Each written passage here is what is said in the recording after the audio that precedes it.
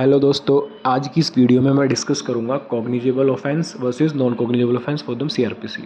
और अगर cognizable offence की बात करें तो देखो, वर्ड जो कॉग्निजेबल है ना, कॉग्निजेंस इसे हम बोलते हैं। तो कॉग्निजेबल का मतलब होता है to take the notice.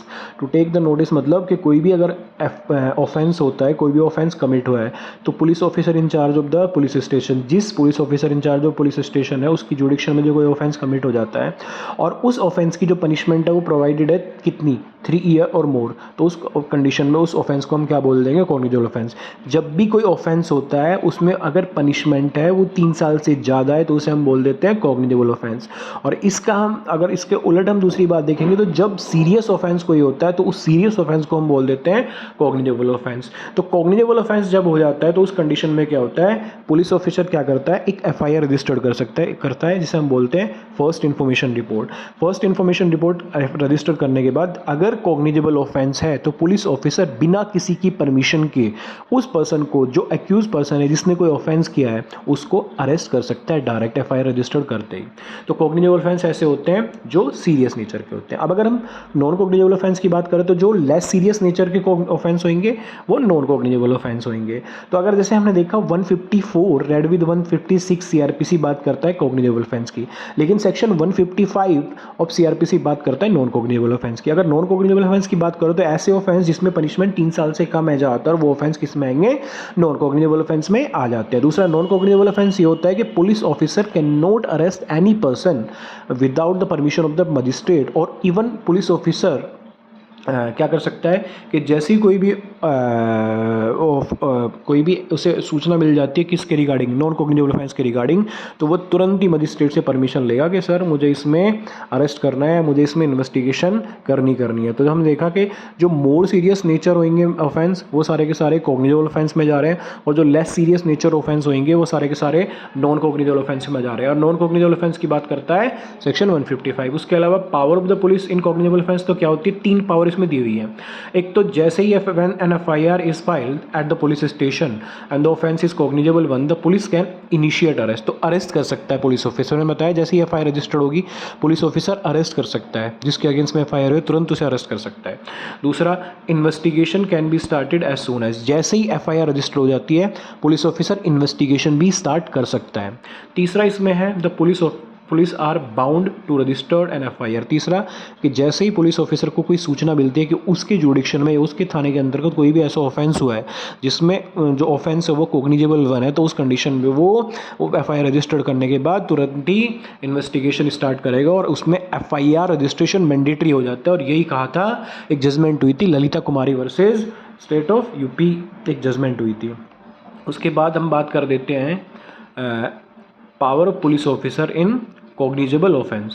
So non cognizable offense, section 155 of the CRPC provide the procedure that the police have to follow while dealing with non cognizable offense. In these cases the police cannot arrest anyone without an arrest warrant and initiate an investigation on their own without the consent of the magistrate. तो दो चीज़ें, police ना तो arrest कर सकती है ना ही non cognizable offence में वो इन्वेस्टिगेशन स्टार्ट कर सकती है। उसके अलावा the police officer has to get the order from the magistrate under section 155(2). तो जैसे मैंने बताया था ना, 154 बात करता है कॉग्निजेबल ऑफेंस में इन्वेस्टिगेशन करेगा तो पुलिस ऑफिसर कैसे करेगा, तो कॉग्निजेबल ऑफेंस में था 154 सीआरपीसी, लेकिन 155 बात करता है नॉन कॉग्निजेबल ऑफेंस में जब पुलिस ऑफिसर को इन्वेस्टिगेशन करनी है तो वो कैसे करेगा।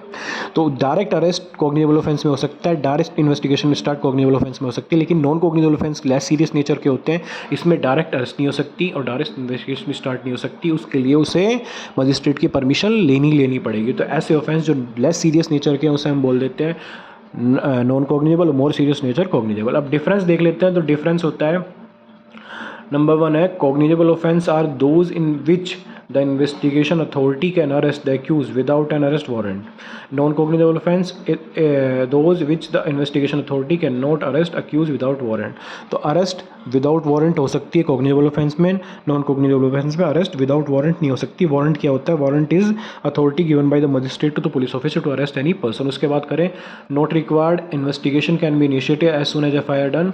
required investigation, अगर परमिशन ऑफ कोर्ट की बात करें तो नॉन कॉग्निजेबल ऑफेंस में परमिशन लेनी पड़ती है इन्वेस्टिगेशन स्टार्ट करने के लिए, लेकिन कॉग्निजेबल ऑफेंस में परमिशन नहीं लेनी पड़ती इन्वेस्टिगेशन स्टार्ट करने के लिए।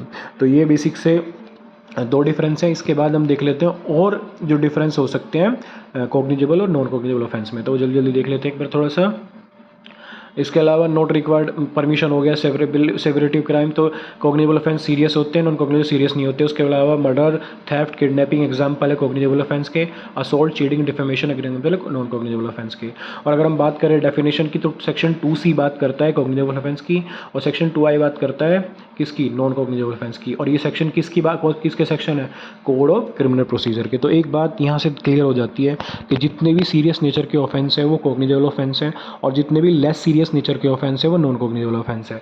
कॉग्निजेबल ऑफेंस में ये होता है कि पुलिस ऑफिसर जैसे ही FIR रजिस्टर्ड कर सकती है, एक्यूज को तुरंत अरेस्ट कर सकती है, इन्वेस्टिगेशन स्टार्ट कर सकती है। लेकिन नॉन कॉग्निजेबल ऑफेंस की बात करें तो पुलिस ऑफिसर, अगर किसी पुलिस ऑफिसर को कोई सूचना मिलती है उसके थाने के अंतर्गत कोई भी ऐसा अपराध हुआ है जहाँ पे नॉन कॉग्निजेबल ऑफेंस हुआ है, तो वो क्या करेगी, एक NCR रजिस्टर करेगी, इसे बोलते हैं नॉन कॉग्निजेबल रिपोर्ट। और उसके रजिस्टर करने के बाद वो इतना तो अरेस्ट कर सकती, ना इन्वेस्टिगेशन स्टार्ट कर सकती, जब तक वो पुलिस ऑफिसर किससे परमिशन ना ले ले, मजिस्ट्रेट से परमिशन ना ले। और किस में, नॉन कॉग्निजेबल ऑफेंस में। Cases where both cognizable and non cognizable offence are committed.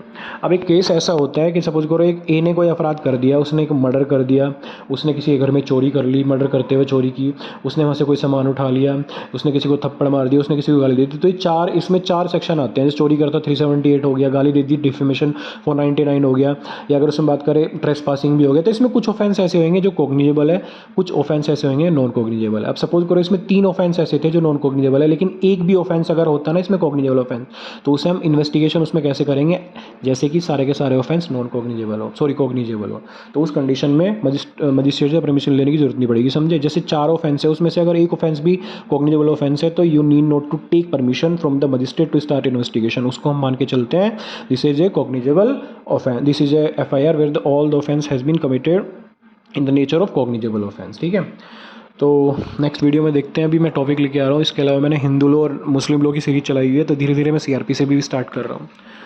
तो भैया प्लीज़ सब्सक्राइब माई चैनल।